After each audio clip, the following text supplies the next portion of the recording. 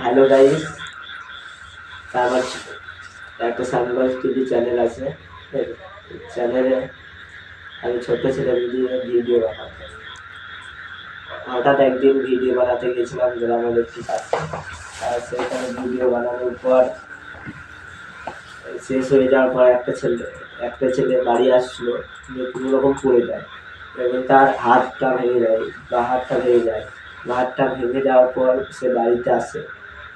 বাড়িতে দেখে, ঠিক আছে, তারপর খুবই বকাবকি করে আমাকে। তো বকাবকি করলে তো যেটা হয়ে গেছে সেটা তো আর ফিরবে না, ঠিক আছে। তো অনেক বহুত ঝামেলা।